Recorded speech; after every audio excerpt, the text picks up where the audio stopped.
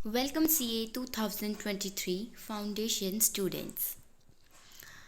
सो अभी तक आप लोगों ने हज़ारों वीडियो देख ली होंगी मई 2023 कहाँ से पढ़ना है, क्या पढ़ना है, कैसे पढ़ना है।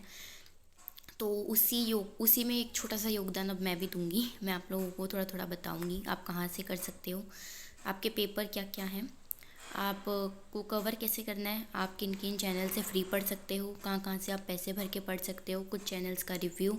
बट सब कुछ एक वीडियो में नहीं होगा। Paper 1, paper 2, paper 3 and paper 4 ऐसे करके अलग अलग रिव्यूज़ आएंगे, अलग अलग वीडियोज़ आएंगी ताकि आप लोगों को लंबी ना लगे। सेकेंड थिंग, इस वीडियो को 1.5 की स्पीड पे देखना, 2x की स्पीड पे देखना, बट देखना ठीक है, क्योंकि मुझे नहीं पता मेरी हो सकता है कैमरे की क्वालिटी अच्छी ना हो, लेकिन जो कंटेंट है वो बहुत अच्छा होने वाला है। प्लस ये मैंने एक स्लोगन लिखा है, आप सबके लिए लिखा है कि जब तुम सो रहे होंगे तब कोई पढ़ रहा होगा, विच इज़ ट्रू। मैं अपने एक्सपीरियंस से बता सकती हूँ कि सीए एक ऐसी चीज़ है ना जिसमें बच्चे आते हैं, बहुत एक्साइटमेंट से आते हैं, उनको लगता है हाँ हाँ हम कर लेंगे ये वो, बट नहीं हो पाता, नहीं कर पाते, फेल हो जाते हैं, रह जाते हैं।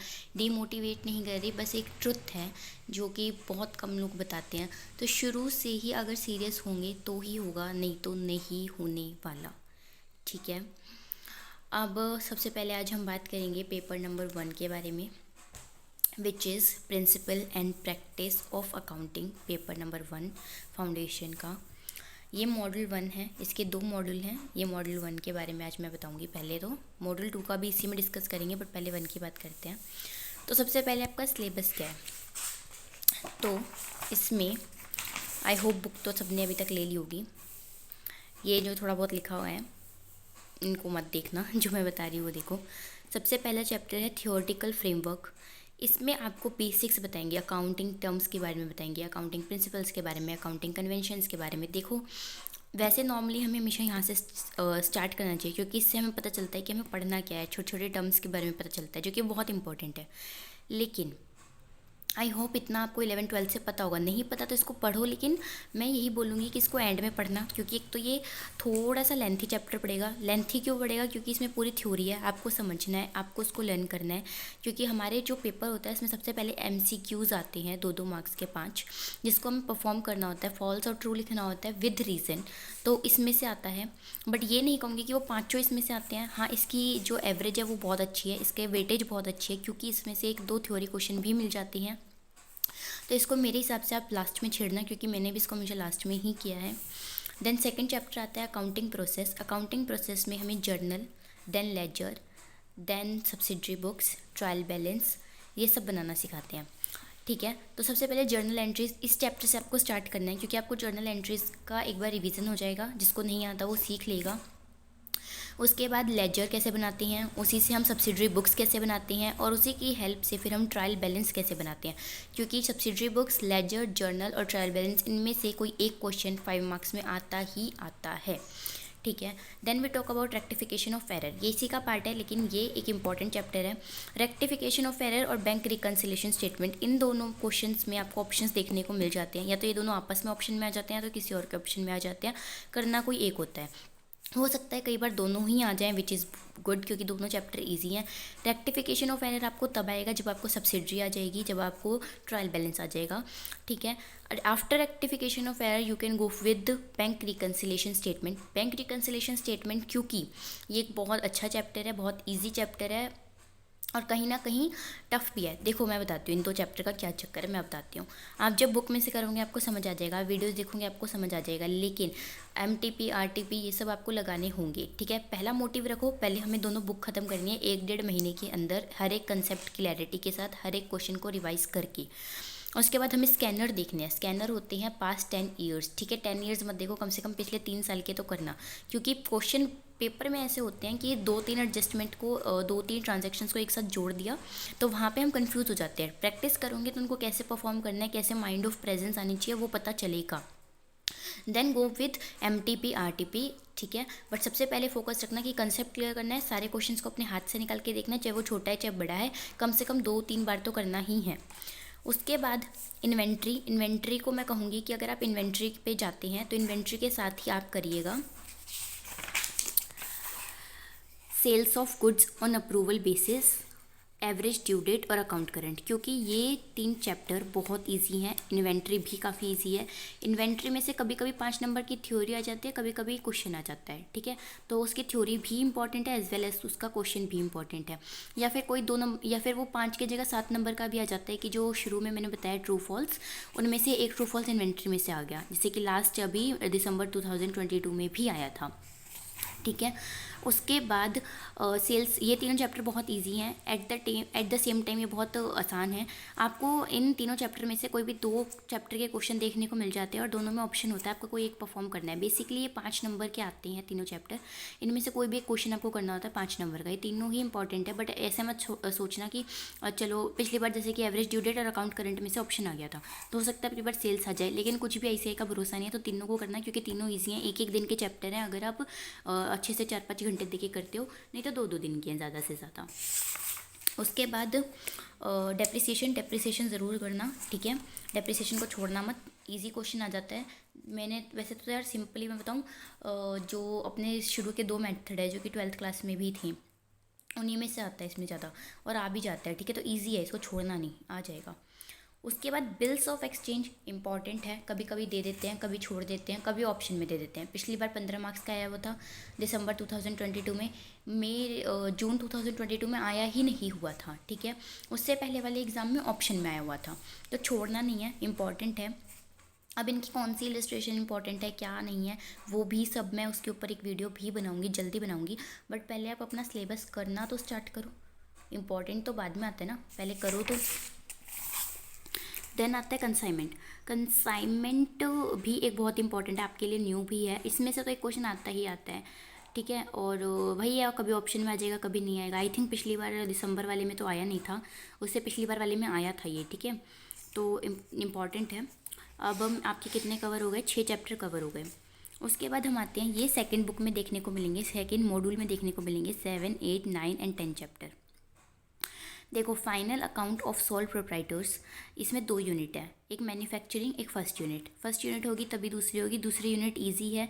कभी कभी क्या करते हैं, फर्स्ट यूनिट और सेकंड यूनिट के क्वेश्चन को मर्ज करके दे देते हैं, जो कि मैन्युफैक्चरिंग का लास्ट क्वेश्चन भी है। अच्छा चलो, इतना मत सोचो, अभी इतना सोच लो कि एक बहुत इंपॉर्टेंट चैप्टर है, एक क्वेश्चन आता ही आता है, कभी 10 नंबर का, कभी 15 का, कभी 20 का, ठीक है। तो एक बहुत बहुत इंपॉर्टेंट और ईजी चैप्टर है। ये चैप्टर करने के बाद ना सीधा एनपीओ पे जाना, क्योंकि इस चैप्टर में जो सीखोगे ना उसी में कुछ ना कुछ चेंजेस करके एनपीओ है, ठीक है। और ऊपर से इजी भी है। अब एनपीओ और फाइनल में कभी कभी ऑप्शन भी आ जाता है, कभी कभी अलग भी आ जाते हैं। वैसे इनमें ज़्यादा ऑप्शन देखने को मिल भी जाता है, नहीं भी, बट एनपीओ भी 10 नंबर से कम का नहीं आता। तो मैं ये कहूँगी सेकेंड बुक तो पूरी ही इंपॉर्टेंट है।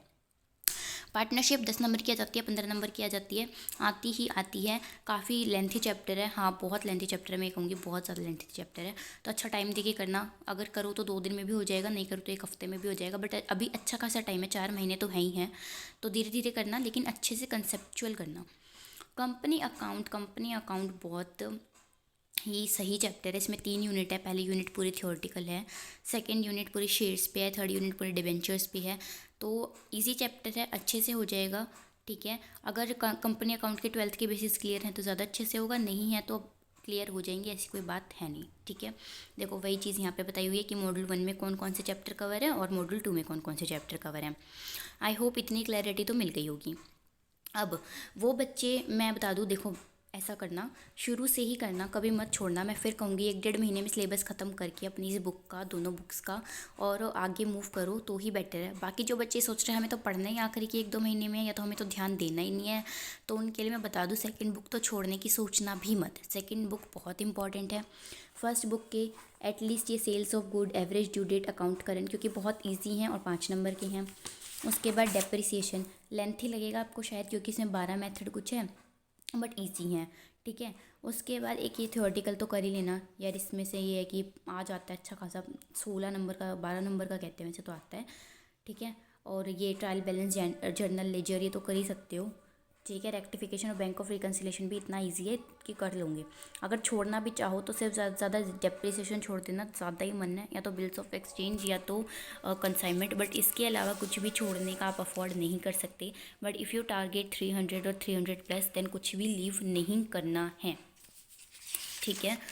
अब और क्या बताऊँ इसमें आपको, वेटेज की सबसे मत चलो, चेंज होती रहती है। बाकी मैंने बता दिया चैप्टर वाइज कि कैसे क्या क्या होता है, क्या नहीं होता है, क्या करना है क्या नहीं करना। मैंने एक शॉर्ट्स भी अपलोड किया जिससे मैंने पूरा एक पेपर पे ना लिख के दे दिया है कि ये चैप्टर पहले करना है, ये चैप्टर पहले करना। आप चाहो तो उसमें से ना कॉपी कर लो, मतलब अपने एक पेज पर लिख लो, ठीक है। मैं एक बार इस वीडियो में भी दिखा दूँ आपको वो पेज। और हाँ, मुझे ये भी बताना था ना कि कौन से चैनल से पढ़ना है। देखो ये है वो पेज। सबसे पहले चैप्टर 2, ठीक है, क्योंकि ये बेस बिल्ड करेगा आपका, और रेक्टिफिकेशन भी आप तभी समझ पाओगे। देन बैंक रिकन्सिलेशन स्टेटमेंट, उसके बाद डेप्रिसिएशन, क्योंकि ये इजी भी है और इजीली 5-10 नंबर आ जाएंगे। बिल्स ऑफ एक्सचेंज और कंसाइनमेंट इंपॉर्टेंट है, ऑप्शंस में भी देख सकते हैं, बिना ऑप्शन में भी देख सकते हैं। इन्वेंट्री से थ्योरी भी आ सकती है या प्रैक्टिकल भी आ सकती है। 6th चैप्टर जो है हमारा, उसमें से आपको पहले 3 यूनिट करनी है जो कि बहुत ईजी है, और 5 नंबर का एक क्वेश्चन, तीनों में से कोई भी एक आ सकता है। फाइनल अकाउंट का मोस्ट इंपॉर्टेंट है, दोनों ही यूनिट है, 10, 15, 20 किसी भी मार्क्स में देख सकते हैं। एंड पे 10 नंबर में आता ही आता है, ये भी बहुत इंपॉर्टेंट है। पार्टनरशिप भी अभी 15 की आई थी आई थिंक, और पिछली बार 10 की आई थी, तो ये भी बहुत इंपॉर्टेंट है, थोड़ा लेंथी है क्योंकि इसमें यूनिट ज़्यादा है और टर्म्स भी ज़्यादा है। और कंपनी में 3 यूनिट है, इंपॉर्टेंट है, 2 दिन में हो जाएगा अच्छे से करूँगी तो। थ्योरी टाइम टेकिंग है, अच्छे से करना, एंड में करना, ताकि एग्ज़ाम तक भूलो मत। अभी करोगे भी ठीक है, या तो एक काम करना, अभी कर लेना ताकि बेसिक पता चल जाए, जिसको बेसिक नहीं पता उसके लिए। बट जो लर्निंग वगैरह जो भी है वो एंड में करना, क्योंकि इससे ना क्या होगा, आप भूलोगे नहीं, वरना आप भूल जाओगे अभी से करोगे तो। मैंने एक और वीडियो अपलोड की थी जिसमें मैंने बताया था कि आप पेपर 1 पढ़ किससे सकते हो। CA हार्दिक, ये एक बहुत अच्छा चैनल है, आप इनसे पढ़ सकते हो। इन्होंने डिटेल वीडियोस बनाई हुई हैं जो कि मे के लिए भी एप्लीकेबल हैं। इनका एक कोर्स भी चलता है आई थिंक, जो कि 999 हज़ार रुपये में कुछ है, बट मैंने कोर्स लिया नहीं है, तो आप इससे कर सकते हैं, ठीक है। उसके बाद आप चाहो तो अकाउंट्स पढ़ सकते हो, और किससे पढ़ सकते हो, CTC क्लासेस से पढ़ सकते हो। बट CTC क्लासेस का क्या है, वो स्पून फीडिंग बिल्कुल नहीं करते हैं, वो 2-3 क्वेश्चन कराते हैं, कंसेप्ट बिल्ड कराते हैं, उसके बाद छोड़ देते हैं। तो आप अगर ऐसे हैं कि नहीं एक बार तो हमें सारा करा, उसके बाद हम खुद कर लेंगे, then you can go with CA Hardik. उसके बाद आप चाहो तो ये CA वल्ला से भी कर सकते हैं, उसमें भी सर हैं एक, बहुत अच्छा पढ़ाते हैं, उनकी 1 शॉट देख सकते हैं। लेकिन मैं कहूँगी वो मत देखना, वो तब देखना जब आपके एग्ज़ाम पास आ जाए, ठीक है। अभी आप अच्छे से करो, एक एक टॉपिक को समझ के करो, क्यों करना, अभी तो अच्छा खासा टाइम है ना। जब नहीं होगा तब यू कैन गो फॉर उनके 1 शॉट जो कि है बाय CA वल्ला, ठीक है। और उसमें 1 महीने में कवरेज हो जाएगी सारी, तो इसमें कोई दिक्कत वाली बात नहीं है। बट वो रिवीजन पर्पज़ से ज़्यादा बेटर है मुझे लगता है। बाकी आप ये चाहो तो ये भी नोट कर सकते हैं, ठीक है। और ये एक मैंने टाइम टेबल भी बताया था कि एक दिन आप अकाउंट और लो उठाओ। अकाउंट एक प्रैक्टिकल सब्जेक्ट हो गया, लो एक थियोरटिकल हो गया। अगले दिन मैथ और इको उठाओ, मैथ भी एक प्रैक्टिकल हो गया, इको एक थियोरटिकल हो गया। अच्छा, अब बच्चे कहेंगे BCK BCR, उसकी अभी टेंशन मत लो। जब ये सारा खत्म हो जाएगा ना, BCK एंड BCR हो जाएगा, ठीक है। हाँ, BCK के लिए मैं कहूँगी, नहीं सॉरी, BCR के लिए मैं कहूँगी, पेपर 2 है ना आपका BCR इंग्लिश, तो उसके लिए मैं कहूँगी कि संडे को ना डेली क्या करो। जैसे कि एक अर्जुन छाबरा सर हैं, अर्जुन छाबरा ट्यूटोरियल करके उनका चैनल है, इन्होंने एक बहुत अच्छी वीडियो अपलोड की हुई है, 8 घंटे की है कुछ, जिसमें उन्होंने 2-3 चीज़ें प्रैक्टिस करके दिखाई हुई हैं, जैसे कि नोट मेकिंग हो गया, रिपोर्ट राइटिंग हो गई, या फिर लेटर हो गया, या फिर ईमेल हो गया, या फिर कुछ भी हो गया। तो उससे ना आप क्या हो, संडे को एटलीस्ट 1-2 चीज़ डेली प्रैक्टिस करो, क्योंकि English is all about practice करोगे जितनी उतनी आएगी, ठीक है। So that's all for today. I hope आपको ये वीडियो अच्छी लगी होगी। आई नो थोड़ी लेंथी हो गई है, वीडियो क्वालिटी का इशू है, बहुत इश्यूज़ होंगे, लेकिन आपको इससे कुछ ना कुछ सीखने को मिला होगा, कुछ ना कुछ नॉलेज मिली होगी। And yes, please please please अभी से स्टार्ट कर देना, आलस को छोड़ देना, पढ़ाई पे ध्यान देना, वरना CA जर्नी बहुत टफ हो जाएगी, ठीक है। अब मैं पेपर 2 के लिए आती हूँ आपके पास। अगर आपको कुछ और भी इसमें एडिशनल जानना है then you can tell me, मैं बता दूँगी, ठीक है। बट फ़िलहाल के लिए तो यही, bye bye and all the best.